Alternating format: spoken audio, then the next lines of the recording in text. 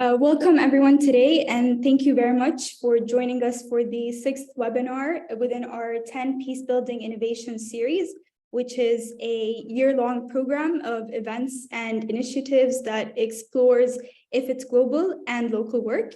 My name is Mariam Alsoudi, and I'm a research assistant here at the Institute for Integrated Transitions.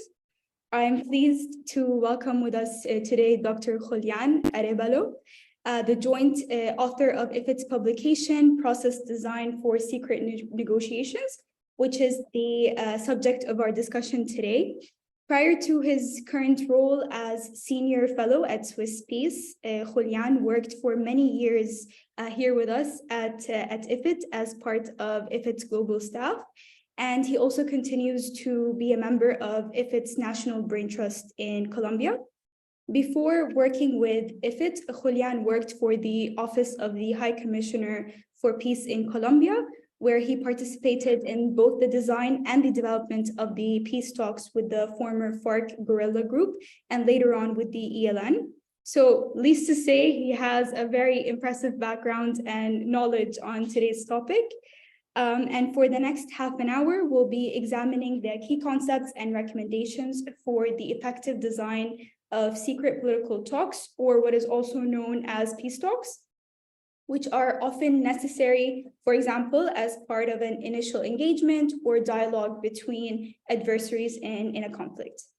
Drawing on IFIT's pioneering research on the topic and considering the sample case of Colombia, this webinar will explore whether and how secrecy can sometimes be a sine qua non for talks of any kind to take place between governments, between opposition parties, and different types of armed groups. And oftentimes, parties in a political or armed confrontation come to the negotiation table when they realize that there is more to gain in dialogue rather than there is from continued confrontation and disagreement. And while this is an important step in the pathway to peace, the success of these negotiation processes tends to depend on their design, i.e. both the how to negotiate can be as important as the what to negotiate. Julian, can you please start by explaining to us what is meant by the term secret talks as opposed to confidential talks, for example, and maybe also tell us a little bit about the different formats that secret talks can take. Perhaps you can also shed light and provide some real-life examples from IFIT's research. The floor is yours. Thank you. Yes, thank you very much, Marianne. And before starting, I wanted to say hi to you. I wanted to say hi to all the friends of IFIT and also to the people of organizations who are joining at this moment, this webinar. In terms of your question, I want to start by a reflection by Thomas Schelling, in which he argues that a negotiation, and we can apply this in particular to peace negotiations, negotiations are about creating a working relationship between parties in scenarios in which the lack of trust is the common denominator. So taking that into account, process design is going to be very important. All the decisions that we make in terms of the how, the what, the why, the who of the negotiations are going to be important insofar they have a direct impact on those aspects, the way in which the parties construct a working relationship. That's one aspect that I wanted to mention for this introduction. And the second aspect that I want to mention for this is that we usually talk about ripeness as one of the variables that is determining whether the parties are going to start a negotiation or not, whether they are ready to start a negotiation. But when one explores more recent literature, one finds that ripeness is one strong possibility, but there is also something called false readiness, basically the interest of one of the parties of taking part in negotiations for reasons different than getting to an agreement, perhaps because they want to buy time, because they want to use the negotiations for strategic purposes different than getting to an agreement. They see an interest in general in participating in peace negotiations. And therefore, since we have those possibilities, we also have a possibility of something that some of us call uncertain readiness. Basically, the idea that parties join negotiations with different expectations and they want to explore the possibilities that the negotiation offers to them.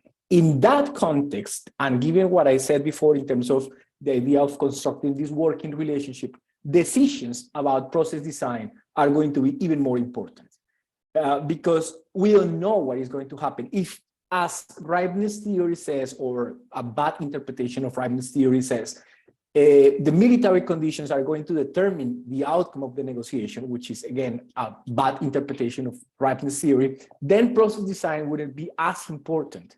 But given that in many negotiations, we don't know why the parties are there sitting in front of each other, talking to each other, then we have to take process design considerations more seriously. That's one aspect or two aspects that I wanted to emphasize at the beginning of this conversation. And in terms of your other question, well, we have confidential talks, we have secret talks. What is the main difference? When we talk about confidentiality, we are basically creating a safe space for the parties to talk to each other.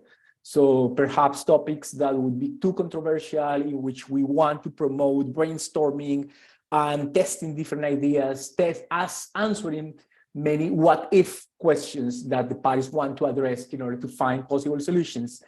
In all those cases, we talk about confidentiality because we don't want the people to be exposed to cameras and microphones if we want that kind of exercise to take place. But that doesn't prevent the fact that people know that the parties are negotiating. So they can be in a confidential space with those conditions that I mentioned, but the rest of the public, the population in general, know that this is happening. When we are talking about secret negotiations, the main difference is that the people don't know that this is happening. So yes, we are behind closed doors, we are exploring possibilities and so on, but nobody knows that this is happening. And this is the main difference between secrecy and confidentiality. And of course, there are other cases in which negotiations are more open, more public, and there are public spaces of debate. People can actually see the negotiations.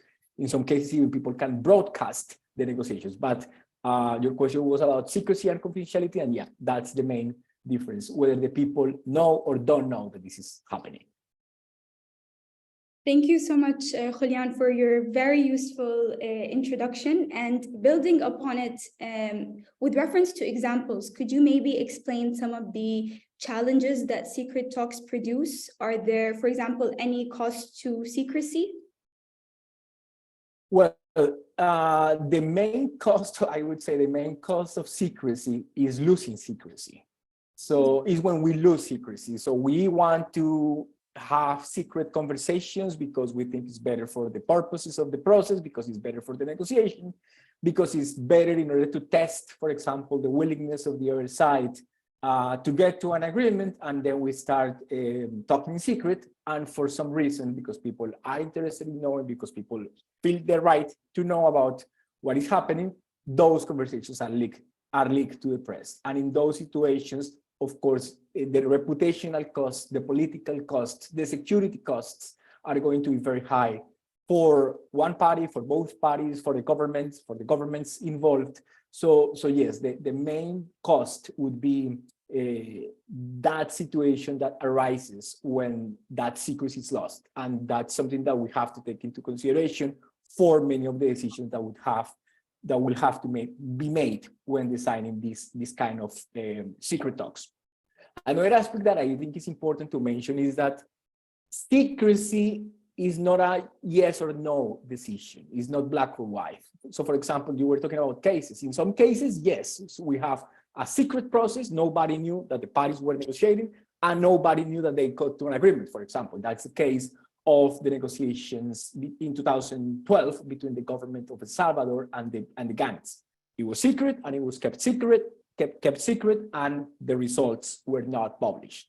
If we think, for example, part of the Camp David negotiations, or if we think, for example, of the case of the negotiation of the framework agreement in the case of Colombia in 2011, before the public negotiations, those were kept in secret, but at some point the results were announced. Basically, when the parties got some results, those results were announced. And then we had, in the case of Colombia, another phase of confidential negotiation. So we have different possibilities. As I said, it's not black or white. Is that if I take secrecy, I'm going to stay with secrecy until the end.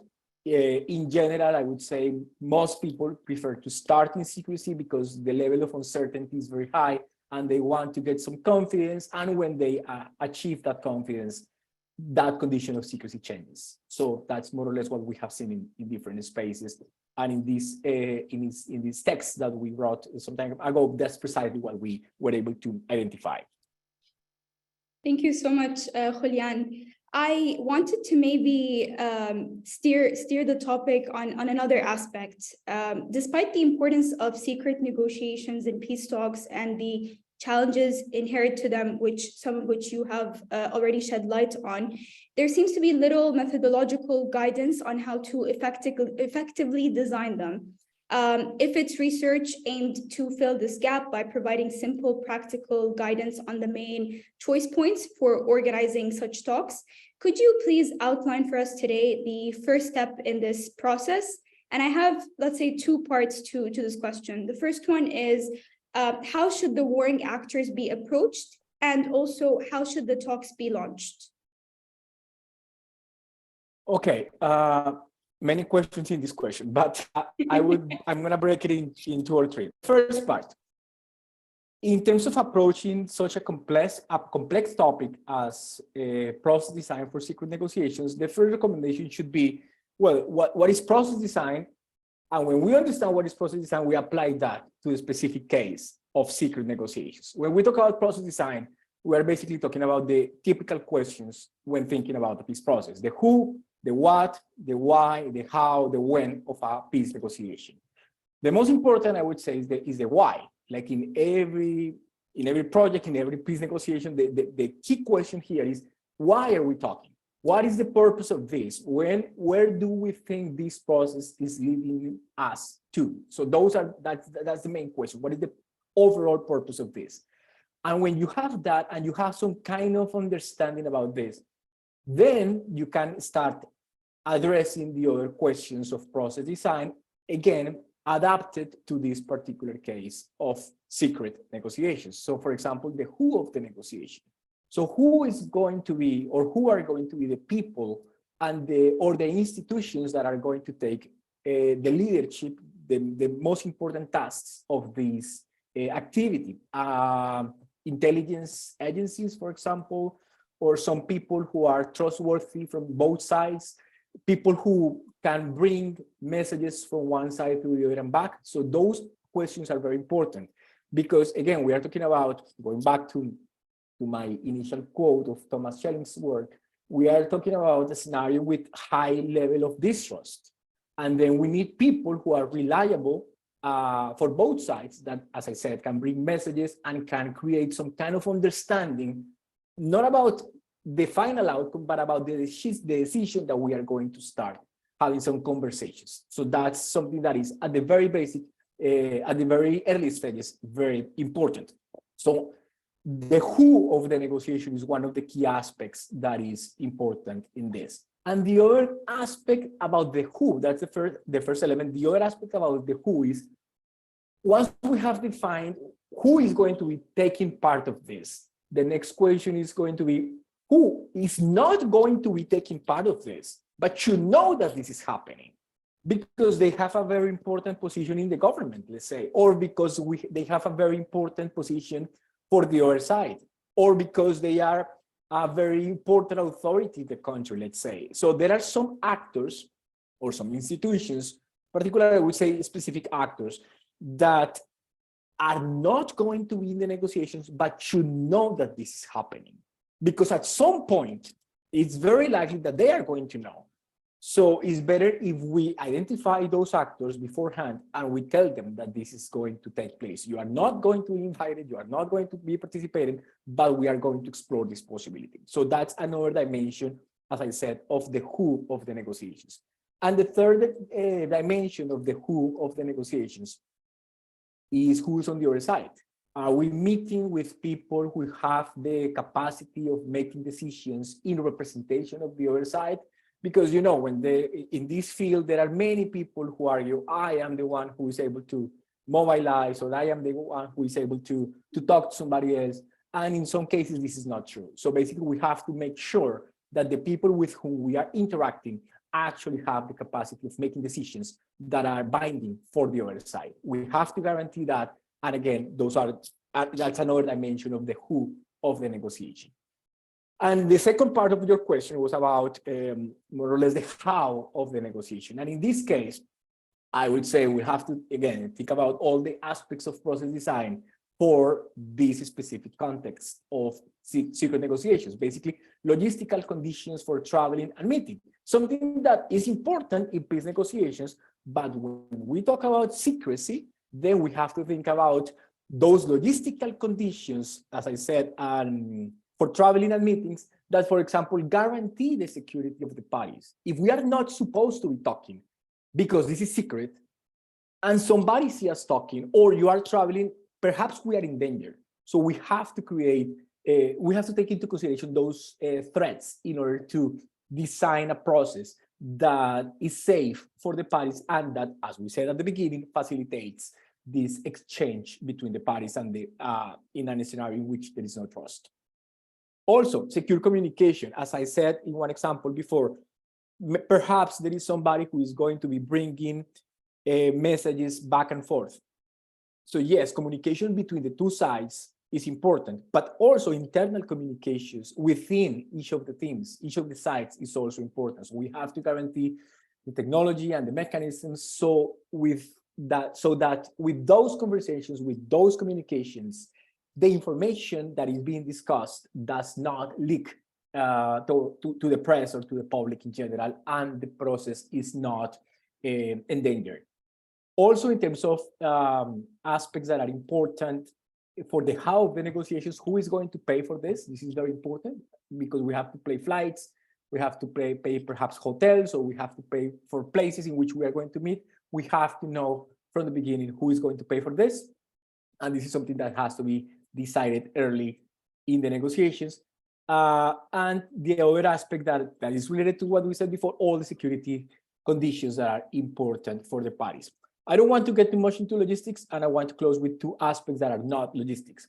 Number one, the rule grounds for the negotiation. This is not logistics. This is how this negotiation is going to function in terms of the kind of discussion that we're going to have, what topics we're going to address, and so on and so forth. Number one. And number two, something very important. What happens if these negotiations fail? In many cases, negotiations fail, and both parties or the parties that are involved have to know what happens if that is the case.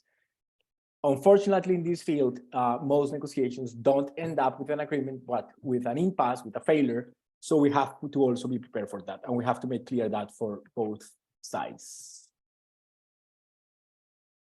Julian, I would like to, I think you have already highlighted this, but maybe expanding a little bit more on the how. Are there any other practical considerations that can facilitate dialogue and confidence building amongst parties participating in secret talks?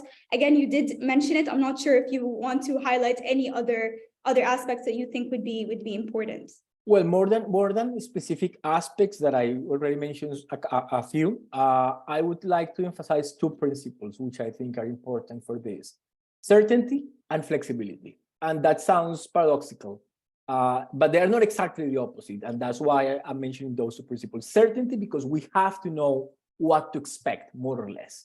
So you cannot tell me, yes, we are going to negotiate in secret, but I'm not going to tell you where or when. Or I mean, I have to give you some certainties so people can prepare for those negotiations and can take this seriously. And as I said at the beginning, we can construct a working relationship between the parties. Number one, certainty. But at the same time, you want some flexibility because things happen. There are security threats, as I said before. There are things that are happening beyond the negotiations in the other realms of the political conflict or the war that we have. So we also have to be very flexible in terms of adjusting the certainties that we established before. We can adjust that for the purposes of the negotiation. So for example, if I have a plane ticket for a negotiation that is happening today, but we are almost close to getting an agreement, perhaps I want to be flexible and stay 1 day more or 2 days more if necessary in order to get to the agreement and not have such a rigid agenda that I have to go back today and that's it. Because again, we are killing the possibility of getting to an agreement. So those two principles in general, certainty and flexibility, could be good references for making decisions in regards to all the other aspects that are part of your question of the what's, or more than the what, the how of the negotiation. Thank you for this input, Julian. I'd like to also highlight another aspect of secret negotiations, which is while the right choices for secret negotiations obviously depend on the specifics of the context and the strategic goals of the parties involved, how important is it to agree on the agenda as well as the end goals of secret conversations before they even begin? Could you maybe please outline some of the recommendations that you have in this respect based on your research and experience? Okay, I think we have two different elements in this question. One is the aim of the negotiation and the other is the agenda. And I would say we cannot confuse both. We have to make different decisions. In terms of the aim of the negotiation, I should have, from the beginning, an idea of more or less what I want as the outcome of this. If we are talking, for example, of a framework agreement, is it going to be the outcome of this, or if we're talking about a general agreement, or what kind of a final agreement, what kind of agreement are we envisioning in terms of when we start the process? So that's very important, and we have to have some degree of common understanding with the other side or with the other sides in terms of more or less what to expect. That's one element that is important. But in terms of the agenda, as any expert in negotiation would tell you, the only valid agenda is the one that you agree with the other side, that you construct with the other side. So I cannot say that you are going to have an agenda before you go to a negotiation. You can have an idea of the agenda that you would like. That's very important to have it. I know more or less what I want. So I know that we are going to have these 3 or 4 topics or 5 topics, whatever it is. I have an idea of that, but I have to bring this to the negotiation in order to agree on that with the other side. Otherwise, this is not an agenda. This is just what I want.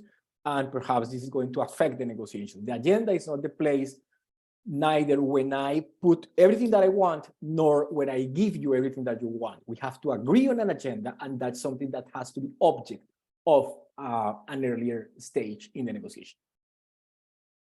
Thank you so much. Again, I apologize for the multi-layers in every question, but you still have another one with the multi-layers. And I actually wanted to ask you a question about an aspect that you had outlined at the start of the webinar, which is that some types of secret talks would be a part of broader negotiation processes, which include subsequent public phases of the negotiation, i.e. phases in which the public is aware of the existence of the talks and in which it may also be possible for members of the public to express their views depending on the context, of course. My question is, how can secret conversations be sequenced into these larger processes?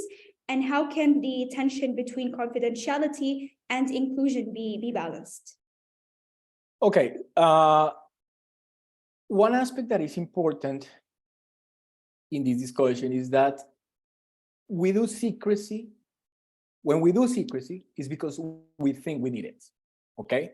Because we think that given the political context, given the security situation, there is no way for having something different than secrecy. So we go for that option. Having said that, there is an important body of literature in the discussion about inclusivity and participation in peace negotiations. One aspect, for example, how more participation or how the right participation in a peace process contributes to the sustainability of the agreement and its successful implementation. So we have a tension here. On the one hand, we say, for certain reasons, we want secrecy, but we know that if we go in this direction, we might be sacrificing elements of participation and inclusion, which, as I said, have been identified to play a key role in peace negotiations. So we have to address that. And for that, as I mentioned earlier in the introduction about secrecy and confidentiality, is not a yes or no decision. Basically, the question here is about the timing and the purpose of inclusivity and the timing and the purpose of secrecy. So perhaps we can design a process that starts with conditions of secrecy, but as we reach a particular point, we can have some no more secrecy, but some confidentiality, and progressively, gradually, we can include different actors. And in particular, it's important to have a narrative emphasizing the idea that the success of the process is going to be precisely associated to high levels of participation, for example, in the negotiation phase, in the public negotiation phase, or in the implementation of the agreements. So from the beginning, we have to recognize, yes, we are talking here in secret. Number one, that doesn't mean that the grievances of many actors who are not here are not going to be addressed. That's very important to recognize. And number two, the fact that we are here today in secret does not mean that we are going to continue in secret forever and that we are not going to require the participation of anybody else in the future. On the contrary, we are going to create spaces for participation, and we are going to create spaces for inclusivity, and we need people to participate in the implementation of the agreements in order, as I said, to give them sustainability and increasing the chances of success. Thank you so much, Julian. Unfortunately, we are at the end of our webinar today. Again, thank you so much for your time and for sharing with us these valuable insights. It was very nice for me to be in a discussion with a former colleague of mine. So thanks again. And thanks everyone who joined us today for the discussion. We look forward to seeing you, hopefully all, at our next 10 Peacebuilding Innovations event, which will explore the theme of international aid for captive populations with reference to both Syria and Afghanistan. This webinar will take place on Wednesday, June 28th at 4 p.m. Barcelona time. We'll be sharing invitations with you all for this event very soon. And in the meantime, thank you all once again, and I hope you have a great rest of your day. Thank you so much.